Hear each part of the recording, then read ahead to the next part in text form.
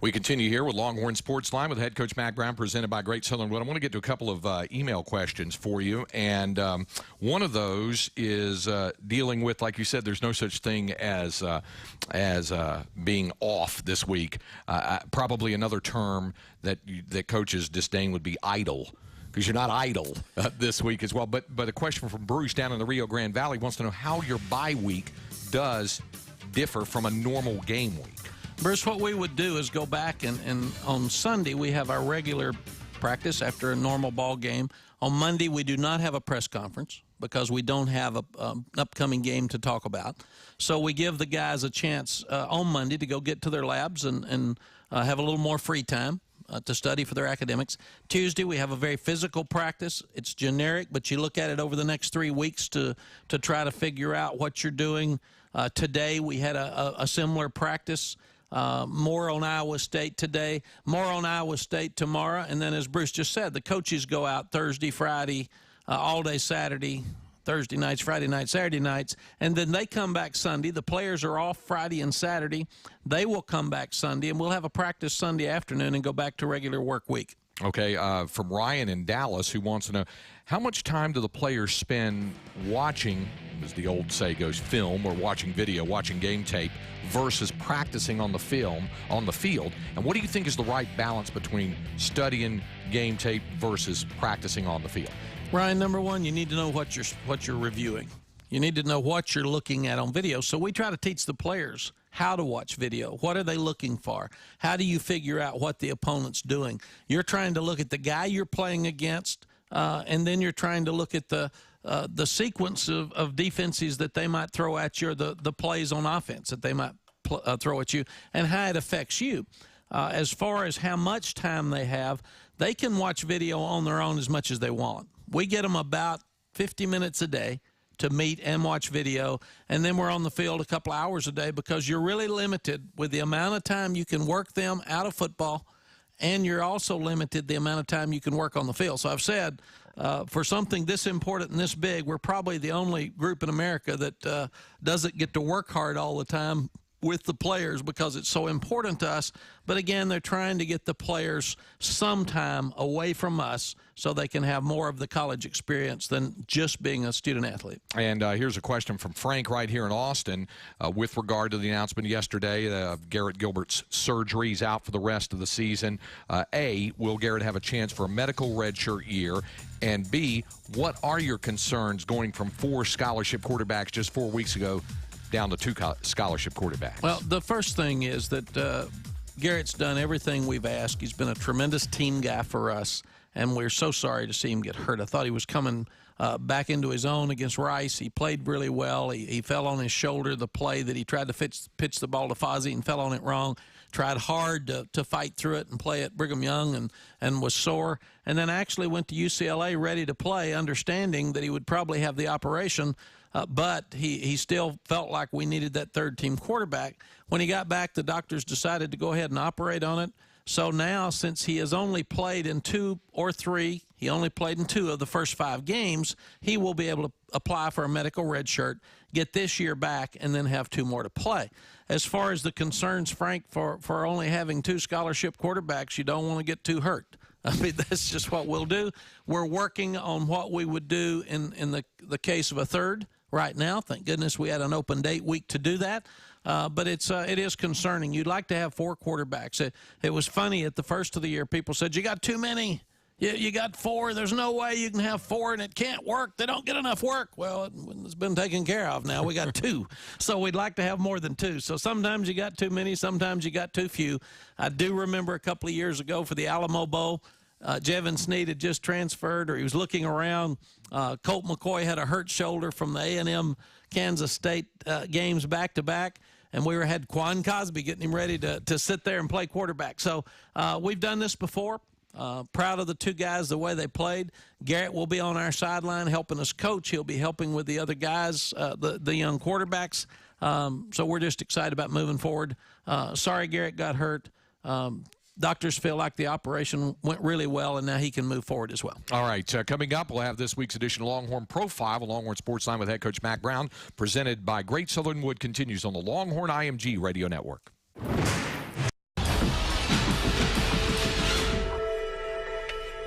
From a distance, you don't really notice them. They get somewhat overshadowed by rich architecture, iconic landmarks, and throngs of students. But as you move in closer to the 40 acres, they become omnipresent. Trees, thousands of them, all under the watchful eye of UT's Director of Landscape Services, John Burns. Many people think that the campus is 40 acres. It's not 40 acres, it's 450. And we have just under 5,000 trees on this campus. We're located on the six-pack now, and this is south of the main building. These trees were planted in the 30s. They provide the iconic view of the campus. And these trees also provide a wonderful respite from the heat. We are in the most severe drought in recorded history in Central Texas, and we have trees that are showing symptoms of the drought. They're losing leaves. With almost 5,000 trees on the campus, it is a concern that we have to deal with. There are brown spots. Those brown spots are caused by squirrels. They have a tendency to chew the bark off the trees, and that's the result. And actually, some of the trees that we have on the campus they've been damaged so many times by the squirrels that they don't even grow right anymore. We are the University of Texas campus, and we're a beautiful place to be, so everybody wants to be here. The squirrels want to be here, too. I've been on this campus for 30 years, and I love the campus. I love the trees. It's a major undertaking that we take pride in and will continue to work for. That's what we're paid to do, but that's what we want to do, too. We love it.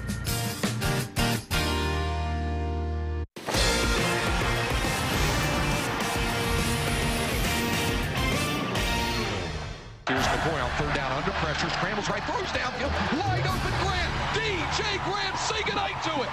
Touchdown, Texas. DJ Grant, the junior from LBJ High in Austin, splits the defense across the middle for a 45-yard score. First and goal, Texas from the Bruin 2-yard line. McCoy under center, pace with the snap, turns, flag goes down, McCoy to the end zone, caught. Touchdown, Texas. DJ Grant, another catch. McCoy under center, first down. They're rolling an option, a flip to Shipley Jackson, throw it in the end zone, caught. Touchdown, Texas.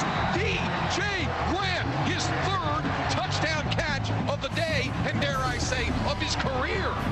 It was a pretty nice day all around for our special guest, and Mack, I know you were very pleased to see DJ have the type of performance he had in the game last Saturday. Yes, DJ and Blaine Irby have been two of the best stories in college football because hurt your knee, basically against air, didn't get the big lick that you would think, but I will never forget it, and I'm sure you won't. Planted it, it just twisted.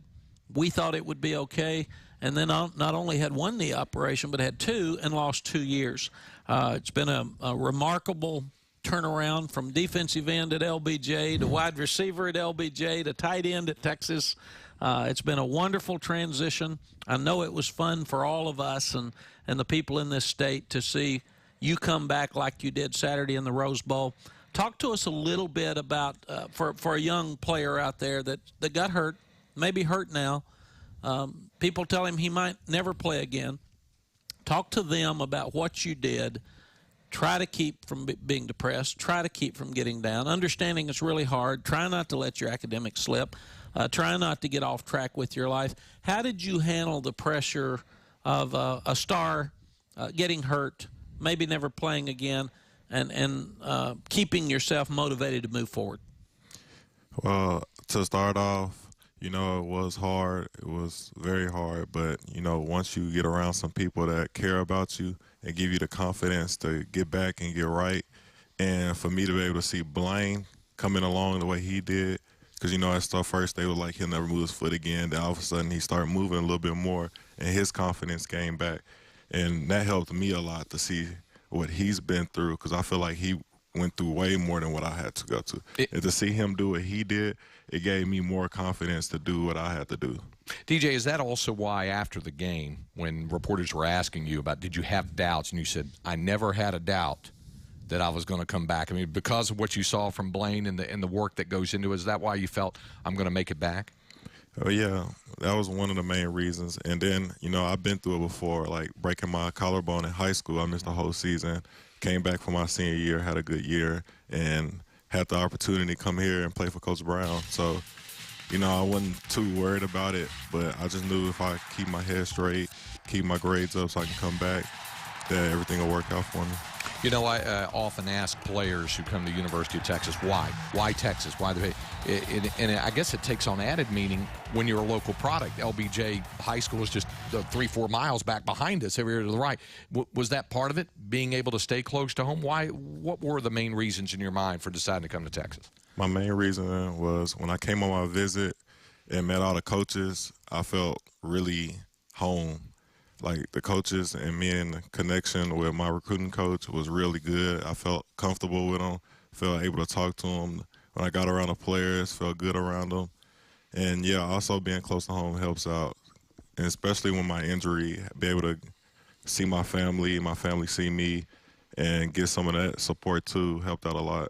How do you feel about this particular offense? The tight end is proven to be a very integral part of this particular offensive system. How good a feeling is that? It's real good. Me and the other guys feel real excited about it because it gives us all an opportunity to show what we all can showcase, even if we're not strong in some points. So everybody get their opportunity and chance. And then, you know, in the past years, we all been a little worried and complaining about we want to be more involved, and we finally got our opportunity. Now we just got to take control of it. Now they're griping about too many plays. So you get them wearing them out. They're out there now. It's all over the place. Tell our fans, how complicated is it and how hard is it to learn just the pre-movement, the shifting and the motion and all of that? Is it very difficult to learn, or have your coaches packaged it where it looks complicated but it's pretty simple to you? Well, when Coach Harsin first came in and gave us the offense, we realized that the tight end position was the new quarterback position. So we have to know all the shifts and motions because we move every play. And then we also have to know what other guys are doing so we make sure everybody else lined up as we're moving around. But at first it was a little difficult, but once you get to start doing it on the field and seeing it in the playbook, it's not that very complicated, probably for a defense, but we picked it up pretty good. I'll ask you the same question I asked David Ash last week after the game when he was open going out for the pass and Jackson Shipley throws the pass. Did it seem to hang in the air forever? Yours was a 45-yard touchdown catch, that first one, and you're so incredibly wide open there. What was going through your mind there when you see Case throwing the pass to you there on that third down and you were so wide open? My first thought, I seen the busted coverage. I was just hoping, is he going to see me? And once he got out the air, it just came straight down. It was just like in practice, smooth. There was no hesitation about it. Did you worry about anybody behind you? Did you keep looking to see if somebody was chasing you? I wasn't worried about it. And you handled it with class, but it's also a classic moment when you get to the fans and can say, how about this? I mean, that's a great play, and then, of course, you celebrated with your teammates. Yeah. DJ, is there a different feeling around this team, not only because of the changes in the offense, but just a different feeling with a new season with this group, and you're healthy and contributing as well? Is there a different group, a different vibe that comes out of this group this year? Yeah, I feel like our chemistry is greater than ever this year. Like, this past Saturday, seeing how excited our defense was for our offense making plays and how excited our offense got for defense, with that together, you give you a pretty good team right there. All right, DJ, thank you for joining us. Appreciate you taking the time. All right, DJ Grant joining us here. We'll have more coming up on Longhorn Sports Line with head coach Mack Brown, presented by Great Southern Wood, continues on the Longhorn IMG Radio Network.